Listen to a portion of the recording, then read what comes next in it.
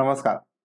Paper 1 आणि paper 2 मध्ये सामाजिक शास्त्र आणि परिसर अभ्यासामध्ये पंचायत राज व्यवस्था यामध्ये पंचायत समिती, जिल्हा परिषद, नगर परिषद, महानगरपालिका, नगरपंचायत याविषयी महत्त्वाचे प्रश्न विचारले जातात. रिपीट प्रश्न होतात. तर याबद्दलच आपण या ठिकाणी थोडक्यात माहिती आणि जे प्रश्न विचारलेले आहेत प्रिव्हियस इयरला तर त्या ठिकाणी बघणार आहोत. ज्यामुळे तुमच्या या ठिकाणी एकही प्रश्न चुकणार नाही. ठीक आहे. या ठिकाणी सुरुवात करूया. गावाचा कारभार पाहण्यासाठी ग्रामपंचायत, तालुक्याचा कारभार पाहण्यासाठी पंचायत समिती, जिल्ह्याचा कारभार पाहण्यासाठी जिल्हा परिषद या संस्था असतात. या संस्थांना ग्रामीण स्थानिक शासन संस्था असं म्हटलं जातं. ग्रामीण भागातील कारभार पाहणाऱ्या स्थानिक शासन संस्थांना पंचायती राज असं म्हटलं जातं. ग्रामीण भागातील ग्रामपंचायत, पंचायत समिती आणि जिल्हा परिषद हे पंचायती राज व्यवस्थेचे 3 घटक आहेत आणि ही 3 स्तरीय रचना म्हणजे ग्रामीण भागांच्या विकासासाठी निर्माण केलेली एक प्राचीन पंचायती राज व्यवस्था असते. आता एक महत्वाचं आहे लक्षात ठेवायचं की विकासाच्या योजनांमध्ये स्थानिक जनतेला सहभागी करून घेतलं तरच खरा विकास साधता येतो आणि त्यासाठी स्थानिक पातळीवरचा कारभार हा स्थानिक प्रतिनिधींच्या हाती सोपवण्यात आला तर पंचायती राज व्यवस्थेत निर्माण करण्यापाठीमागचा हा एक महत्वाचा उद्देश होता की जास्तीत जास्त लोकांचा सहभाग असावा आणि यासाठी स्थानिक पातळीवरचा कारभार स्थानिक प्रतिनिधींच्या हाती सोपवण्यात आला. स्थानिक कारभाराची सत्ता तेथील लोकांच्या हाती देणं यालाच सत्तेचं विकेंद्रीकरण असं म्हटलं जातं. आता राज्यव्यवस्था म्हणजे काय, सत्तेचं विकेंद्रीकरण म्हणजे काय, पंचायत राज्यव्यवस्थेचा नेमका उद्देश काय होता तो या ठिकाणी बघितला. आता एक जे काय त्रिस्तरीय आपल्याला स्तर आहेत ज्यामधलं जे ग्रामपंचायत आहे त्याबद्दलची माहिती पाहिजे. तर बघा, ग्रामपंचायत हा पंचायत राजचा एक पायाभूत घटक आहे. लक्षात ठेवायचं, ग्रामपंचायत हा एक पायाभूत घटक आहे. याची रचना काय असते, रचनेमध्ये प्रश्न विचारले जातात. तर एकूण ग्रामपंचायतीमध्ये कमीत कमी 7 आणि जास्तीत जास्त म्हणजे कमाल 17 सदस्य असतात. 500 पेक्षा लोकसंख्या जर कमी असेल तर अशा 2 किंवा अधिक गावांसाठी एक ग्रामपंचायत असते, तिला गट ग्रामपंचायत असं म्हटलं जातं. जर 500 पेक्षा लोकसंख्या कमी असेल तर 2 किंवा अधिक गावांसाठी एक ग्रामपंचायत असते. आता कार्यकाळ आणि पात्रता काय असते म्हणजे प्रत्येक तुमची ग्रामपंचायत असेल, पंचायत समिती असेल किंवा जिल्हा परिषद असेल, तसेच या ठिकाणी नगरपंचायत जरी असेल किंवा आपण म्हणूया नगर परिषद असेल किंवा महानगरपालिका असेल, या सर्वांमध्ये जी कार्यकाळ आणि पात्रता असते ती बघा सेमच असते. म्हणजे याच्यामध्ये ग्रामपंचायतीच्या असतील किंवा पंचायत समिती, जिल्हा परिषद, नगर परिषद, महानगरपालिका दर 5 वर्षांनी निवडणूक होतात. लक्षात ठेवायचं, सर्वांचं सेम आहे म्हणून मी सांगतो की एकदा सांगतोय, परत या ठिकाणी ही माहिती नाही. तर सदस्यांची निवड ही दर 5 वर्षांच्या मुदतीसाठी होत असते. म्हणजे नगर परिषद असेल, महानगरपालिका असतील, पंचायत समिती असतील, जिल्हा परिषद असतील, या सर्व सदस्यांची निवड ही 5 वर्षांसाठी होत असते. यासाठी निवडणूक लढवण्यासाठी उमेदवार हा भारताचा नागरिक असायला पाहिजे आणि प्रत्येक उमेदवाराची सदस्याची या ठिकाणी वयाची 21 वर्षे पूर्ण असायला पाहिजे आणि त्याचं नाव हे स्थानिक मतदार यादीत असायला पाहिजे. तर मग असे उमेदवार ग्रामपंचायतीसाठी, पंचायत समिती, जिल्हा परिषद, नगर परिषद किंवा नगरपालिका किंवा महानगरपालिकेसाठी निवडणुकीसाठी उभे राहू शकतात. हा कार्यकाळ आणि पात्रता सर्वांसाठी लक्षात ठेवा. आता सरपंच, तर ग्रामपंचायतीच्या प्रमुखाला सरपंच म्हटलं जातं. आता जे काही सरपंच आहे त्याची निवड ही 5 वर्षांसाठी होत असते. गावाच्या विकास योजना प्रत्यक्ष राबवण्याची जबाबदारी ही सरपंचावरती असते आणि ग्रामपंचायतीच्या सभा या सरपंचच्या अध्यक्षतेखाली होत असतात. आता ग्रामपंचायतीमध्ये ग्रामसेवक हा सचिव म्हणून काम करत असतो. आता शासन आणि गावकरी यांच्यातील तो एक महत्वाचा दुवा असतो. ज्या काही शासनाच्या योजना असतील त्या योजना राबवण्याचं काम ग्रामसेवक करत असतात. ग्रामपंचायतीचे अंदाजपत्रक तयार करणं, ग्रामपंचायतीचे दप्तर सांभाळणे आणि इतर जे काय जन्म मृत्यूची नोंद वगैरे ठेवणं, ही ग्रामसेवकाची काम असतात. ही आपल्याला जनरली माहिती आहे. आता ग्रामसभा हे सगळ्यात महत्वाचं आहे. बघा की ग्रामपंचायतीमध्ये ग्रामसभा ही महत्वाची असते की गावातील सर्व प्रौढ गावकऱ्यांच्या सभेला ग्रामसभा असं म्हटलं जातं. ग्रामसभेच्या वर्षातून किमान 6 सभा या ठिकाणी व्हायला पाहिजे, त्या होत असतात. ग्रामसभा बोलण्याची जबाबदारी ही सरपंचावरती असते.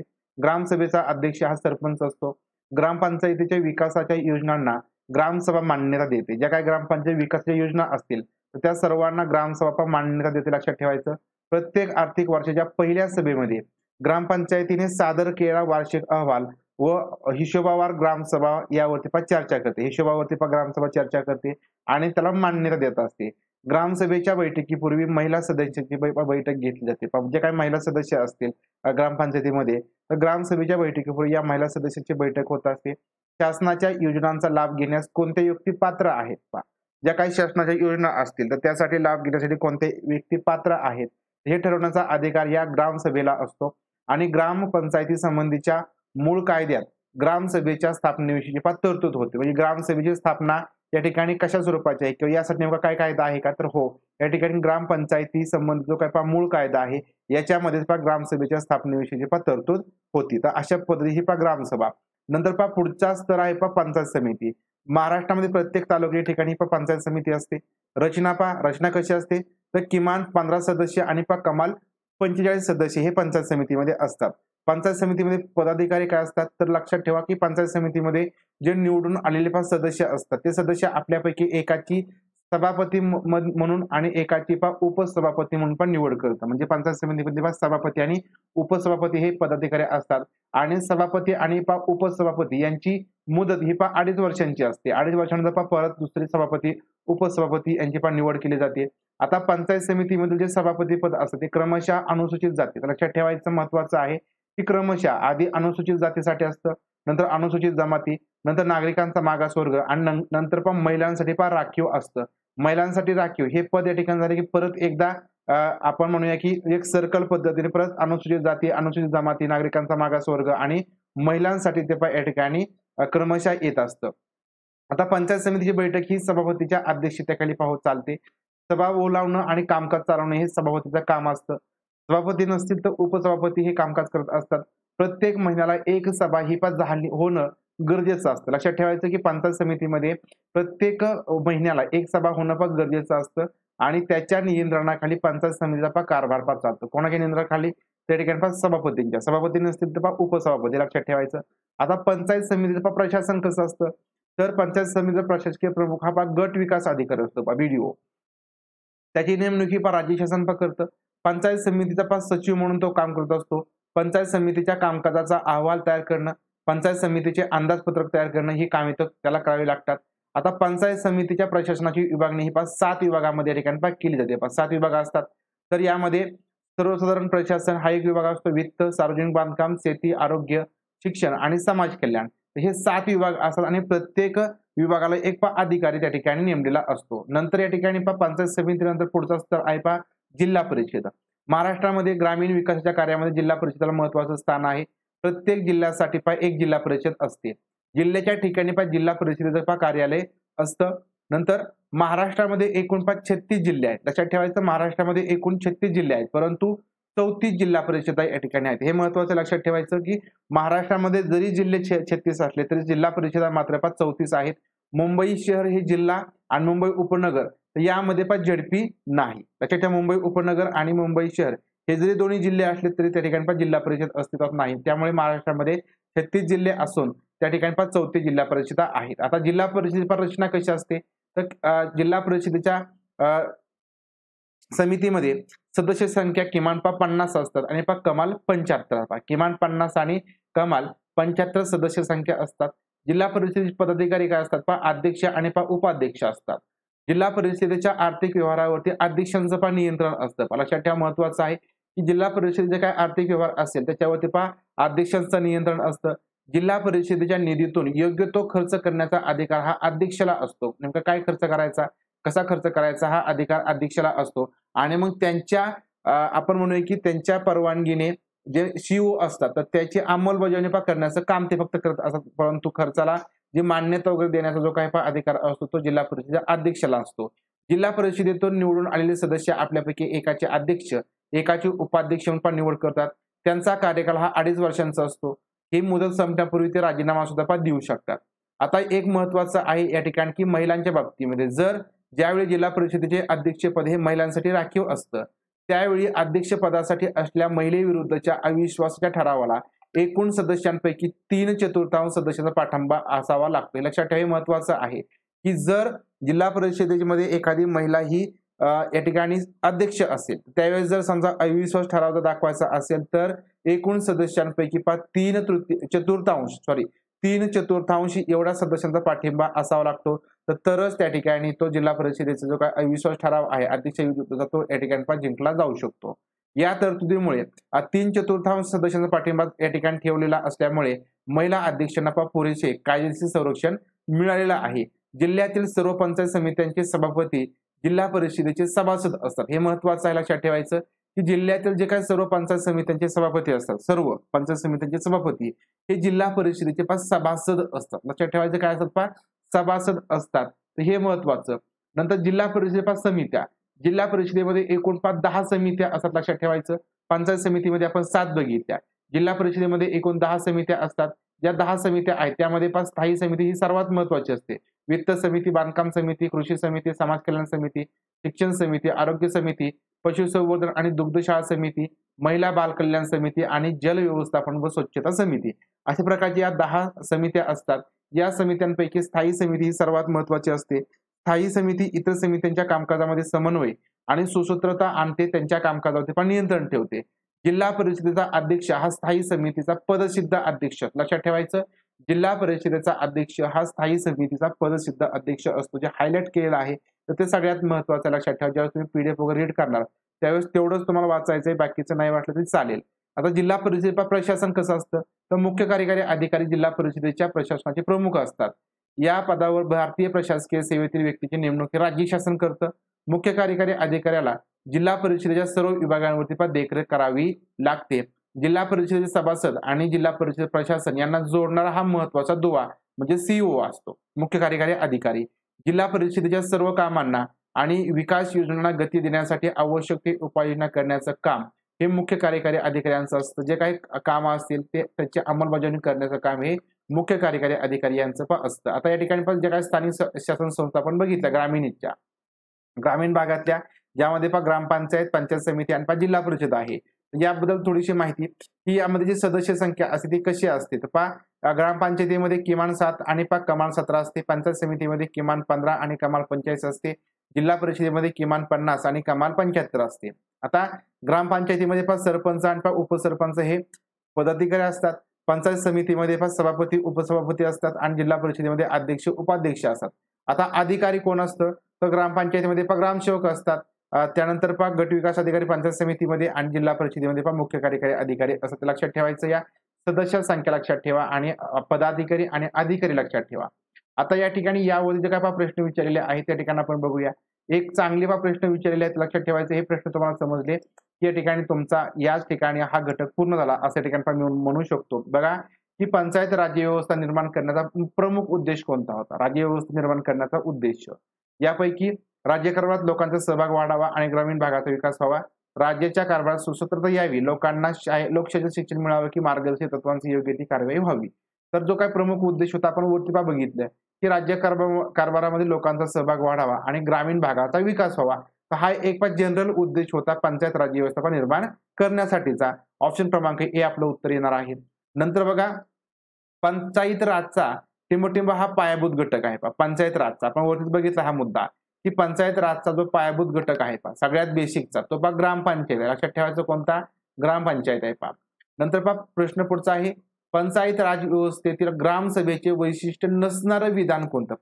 पंचायत राज व्यवस्था आहे त्याच्यामध्ये ग्रामसभा ही ग्रामपंचायत पातळीवरती भरवली जाते. या ग्रामसभेचं वैशिष्ट्य खालीलपैकी कोणतं नाही ते सांगायचे. बघा या ठिकाणी पहिलं काय विधान आहे की गावातील सर्व आबाल वृद्ध गावकऱ्यांच्या सभेला ग्रामसभा म्हणतात. ग्रामसभा बोलण्याची जबाबदारी सरपंचाची असते, बरोबर आहे. ग्रामपंचायतीच्या विकासाच्या योजनांना ग्रामसभा मान्यता देते, हे सुद्धा बरोबर आहे. आणि ग्रामपंचायती संबंधीच्या मूळ कायद्यात ग्रामसभेच्या स्थापनेविषयी तरतूद होते. ग्रामसभेच्या स्थापनेविषयी तरतूद म्हणजे ग्रामपंचायत जो काय मूळ कायदा आहे त्याच्यामध्ये ग्रामसभेची जी काय स्थापना कशा प्रकारे करायची याची तरतूद होते. म्हणजे BCD बरोबर आहे, परंतु जो काही ए आहे तो चुकीचा आहे. कारण गावातील जी सर्व जे प्रौढ लोक असतात त्या प्रौढ गावकऱ्यांच्या सभेला ग्रामसभा असं म्हणलं जातं. जे आबाल वृद्ध आहे तर यांना या ठिकाणी ग्रामसभा असं म्हणत नाही, म्हणून या ठिकाणी हे चुकीचं आहे. ऑप्शन क्रमांक हे आपलं उत्तर आहे. प्रश्न पुढचा आहे पंचायत समितीच्या सभापतीची आणि उपसभापतीची मुदत किती वर्षांची असते. तर बघा पंचायत समितीच्या सभापती आणि उपसभापतींची मुदत ही या ठिकाणी 2 वर्षांची असते. तर सॉरी या ठिकाणी पंचायत समितीच्या सभापतीची आणि उपसभापतीची मुदत ही 2.5 वर्ष असते. ऑप्शन क्रमांक या ठिकाणी ए येणार आहे. 2.5 वर्ष या ठिकाणी मुदत असते. पंचायत समितीच्या सभापतीची आणि उपसभापतीची मुदत ही 2.5 वर्षांची असते. नंतर महाराष्ट्रात सध्या किती जिल्हा परिषदा आहेत. 2021 ला प्रश्न विचारला होता 33, 34, 35 की 36. तर ऑप्शन क्रमांक 2 34 जिल्हा परिषदा आपल्या महाराष्ट्रामध्ये सध्या अस्तित्वात आहे. जिल्हा परिषदेच्या निधीतून योग्य तो खर्च करण्याचा अधिकार कोणाला असतो. 19 मध्ये हा प्रश्न विचारला होता. जिल्हा परिषदेमधून निधीतून जो काही खर्च आहे तो करण्याचा अधिकार यापैकी कोणाला आहे. तर जिल्हा परिषद अध्यक्ष, ठीक आहे, जिल्हा परिषद अध्यक्ष यांना हा अधिकार असतो. नंतर प्रश्न पुढचा आहे की जिल्हा परिषद कामकाजासंबंधीचे योग्य विधान दर्शवणारा पर्याय कोणता? जिल्हा परिषदेच्या कामकाजासंबंधी तर लक्षात ठेवा, अशा प्रकारचे प्रश्न तुम्हाला विचारले जातात जिल्हा परिषदेच्या कामकाजासंबंधीचा. तर हा प्रश्न या ठिकाणी कोणतं विधान योग्य आहे असा प्रकारचा या ठिकाणी प्रश्न विचारलेला आहे. या ठिकाणी पहिलं विधान आहे जिल्हा परिषदेची सदस्य संख्या किमान 50 असते. जिल्ह्यातील सर्व पंचायत समितीचे सभापती जिल्हा परिषद सदस्य नसतात. अध्यक्षपदी असलेल्या महिलेविरुद्ध अविश्वास ठरावासाठी 1/3 सदस्यांचा पाठिंबा आवश्यक असतो, तर नाही 1/4. आणि या ठिकाणी 5 सदस्य असतात असा आहे, किंवा सदस्य किंवा सभासद असतात असं या ठिकाणी बरोबर आहे. जिल्हा परिषद उपाध्यक्ष हा स्थायी समितीचा पदसिद्ध अध्यक्ष असतो. जिल्हा परिषद उपाध्यक्ष नाही, त्या ठिकाणी अध्यक्ष हा स्थायी समितीचा पदसिद्ध अध्यक्ष असतो, म्हणून हे चुकीचं आहे. ऑप्शन क्रमांक ए फक्त बरोबर आहे. किमान 50 आणि कमाल या ठिकाणी 75 एवढे सदस्य संख्या जिल्हा परिषदेची असते. ठीक आहे. नंतर प्रश्न पुढचा आहे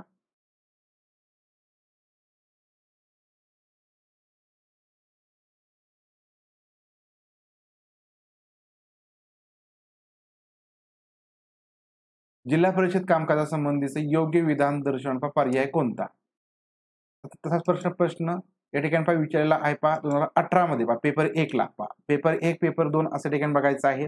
जिल्हा परिषद सदस्य संख्या आताच बघितलं की 60 नसते तर किमान 50 असते. जिल्ह्यातील सर्व पंचायत समित्यांचे सभापती जिल्हा परिषदेचे पदसिद्ध सदस्य असतात. त्या ठिकाणी हे अगदी बरोबर आहे. पदसिद्ध सदस्य किंवा ते सभासद असतात. जिल्हा परिषदेच्या निवडणुकीसाठी उमेदवाराचं वय किमान 25 वर्ष नसतं तर 21 वर्ष आवश्यक असतं. आपण सुरुवातीला बघितलं होतं जी पात्रता असते ते सर्वांना 21 वर्ष असते. म्हणजे काय स्थानिक स्वराज्य संस्था आहेत, जिल्हा परिषद उपाध्यक्ष नाही तर अध्यक्ष हा पदसिद्ध अध्यक्ष असतो. तर हे या ठिकाणी बरोबर असतं, पण हे उपाध्यक्ष चुकीचं आहे. म्हणून या ठिकाणी बरोबर कोणतं आहे, योग्य आपल्याला सांगितलेलं आहे. ऑप्शन क्रमांक बी हे फक्त योग्य असणार आहे.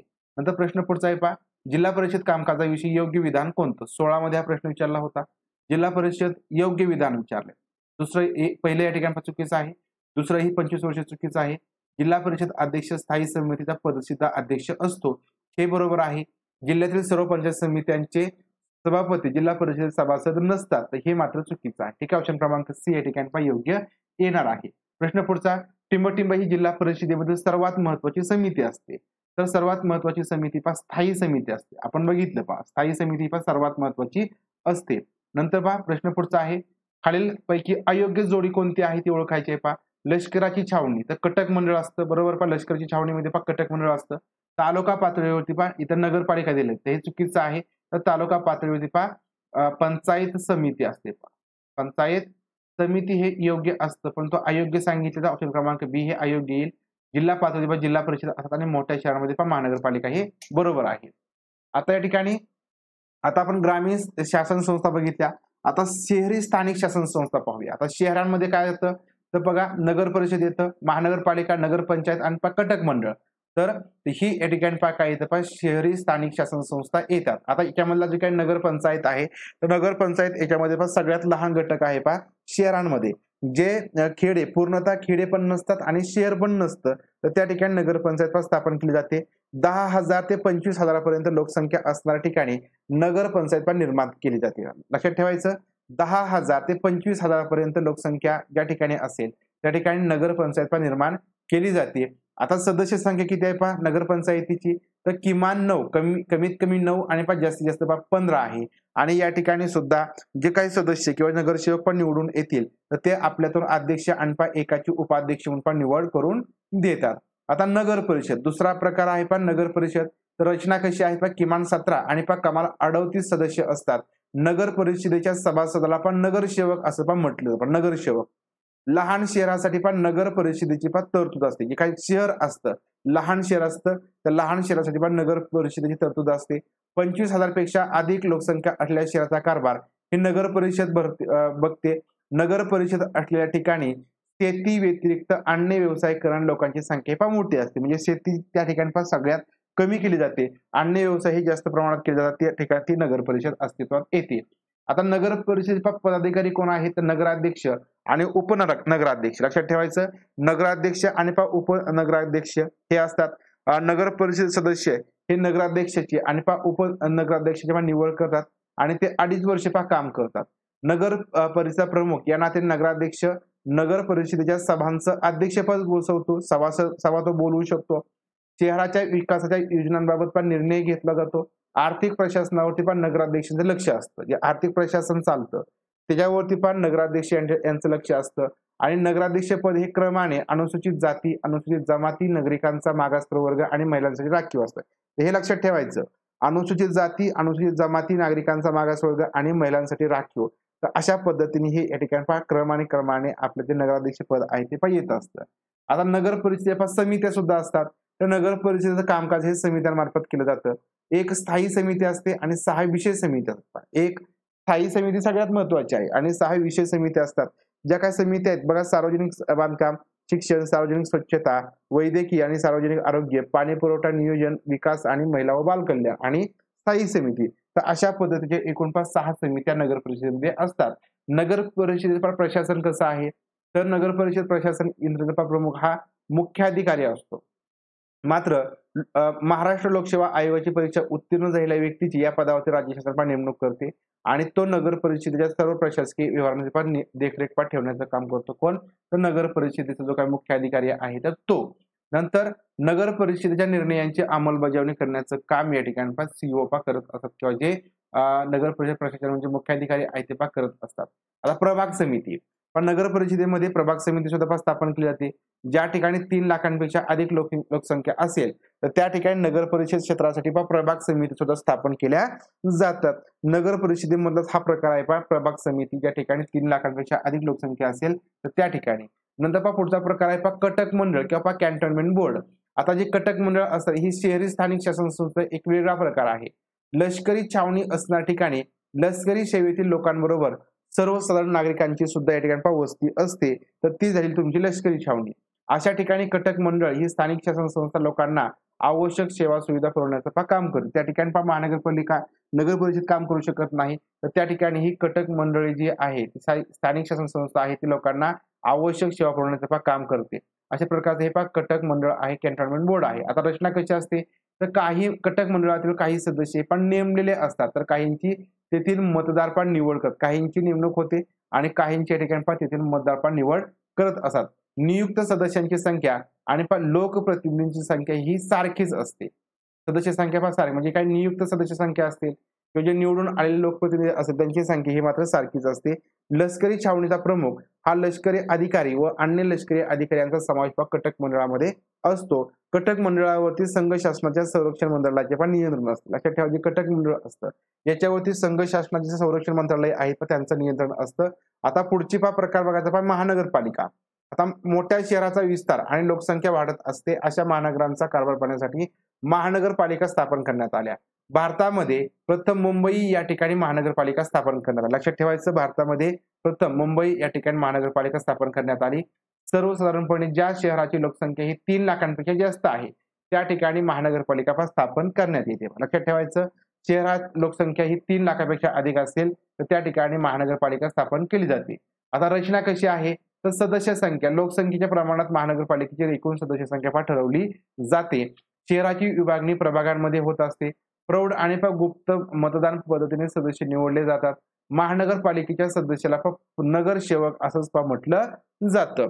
नंतर महापौर महानगरपालिकेत निवडून आलेले जे सदस्य असतात ते आपल्यापैकी एकाची महापौर म्हणून निवड करतात. त्यावेळी उपमहापौराची सुद्धा निवड केली जाते. हे दोन्ही पदाधिकारी 2.5 वर्षांसाठी पण निवडले जातात. महापौर हा शहराचा पहिला नागरिक मानला जातो. महानगरपालिकेच्या सभांचा तो अध्यक्ष असतो विशेष आणि शहराच्या सर्वांगीण विकासात महापौरांना महत्वाची भूमिका बजावता येते. तसेच महापौरांच्या अनुपस्थितीमध्ये उपमहापौर अध्यक्ष म्हणून सभागृहाचं कामकाज पाहतो. तर अशा पद्धतीने ही महानगरपालिकेची रचना. आता जे समिती आहेत महानगरपालिकेमध्ये यामध्ये भारतातील स्थानिक शासन संस्थांचे महत्वाचं वैशिष्ट्य दिसून येतं या समित्यांमार्फत. समित्यांमुळे कोणताही निर्णय पूर्ण विचार केल्यानंतर घेणं शक्य होतं. महानगरपालिकेमध्ये एक स्थायी समिती असते.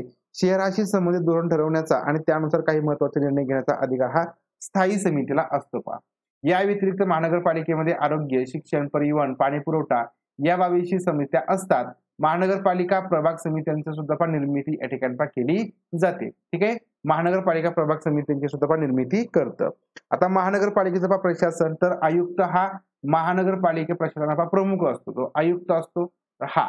नंतर या ठिकाणी भारतीय प्रशासकीय सेवेतील व्यक्तीच्या पदावरती राज्य शासन नेमणूक करते. महानगरपालिकेने घेतलेल्या सर्व निर्णयांची अंमलबजावणी करणं हे त्याचं महत्वाचं काम असतं. महानगरपालिकेने जे काही पण निर्णय घेतलेले असतात त्याची अंमलबजावणी करण्याचं काम हे या ठिकाणी आयुक्त आहेत ते त्यांचं काम असतं. महानगरपालिकेचं वार्षिक अंदाजपत्रक तयार करतं. आयुक्त आहेत जे आयुक्त आहेत महानगरपालिकेचे त्यांचं हे या ठिकाणी काम असतं महानगरपालिकेचं वार्षिक अंदाजपत्रक तयार करण्याचं. तर महानगरपालिकेचे वार्षिक अंदाजपत्रक जो तयार करतो तो या ठिकाणी आयुक्त असतो. त्यानंतर महानगरपालिकेच्या सर्वसाधारण सभेच्या बैठकींना तो उपस्थित असतो. अशा प्रकारे या ठिकाणी आयुक्तांचं काम या ठिकाणी लक्षात ठेवायचं आहे. आता या ठिकाणी स्थानिक शासन संस्था शहरी तर यामधली थोडक्यात माहिती आपण या ठिकाणी बघूया की तुमच्या ठिकाणी कामाची आहे यामध्ये नगरपंचायत, नगर परिषद आणि महानगरपालिका. तर यामध्ये सदस्य संख्या नगरपंचायतीची असते किमान 9 आणि कमाल 15 असते. नगर परिषदेची किमान 17 आणि कमाल 38 असते.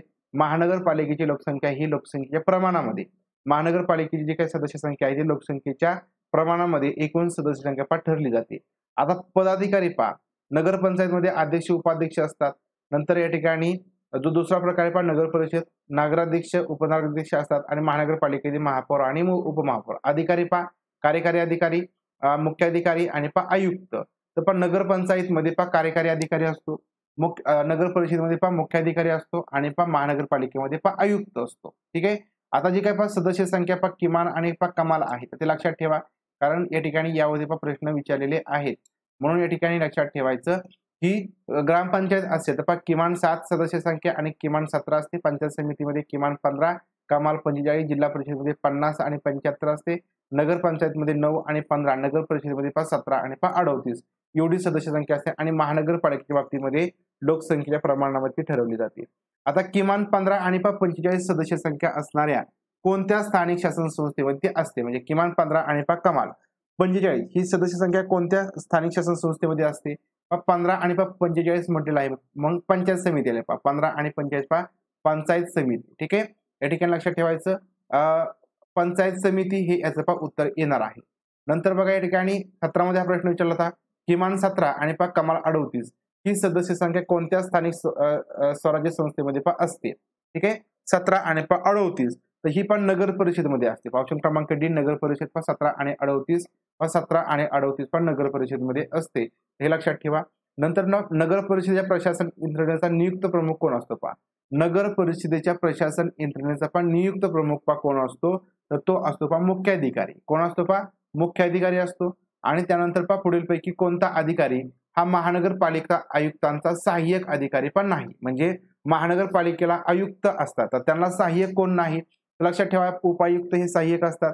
नगर अभियंता आणि आरोग्य अधिकारी हे या ठिकाणी सहाय्यक अधिकारी असतात. परंतु उपमहापौर किंवा महापौर हे या ठिकाणी सहाय्यक अधिकारी नाहीत. हे लक्षात ठेवा कारण ते अधिकारीच नसतात. तर अशा पद्धतीने या ठिकाणी शहरी स्थानिक जे संस्था आहेत त्यामध्ये या ठिकाणी जे महत्वाच्या गोष्टी आहेत महत्वाचे जे पॉईंट आहेत ते आपण या ठिकाणी बघितले जे तुम्हाला परीक्षेमध्ये विचारले जातात. ठीक आहे. तर भेटूया पुढील व्हिडिओमधून. तोपर्यंत धन्यवाद.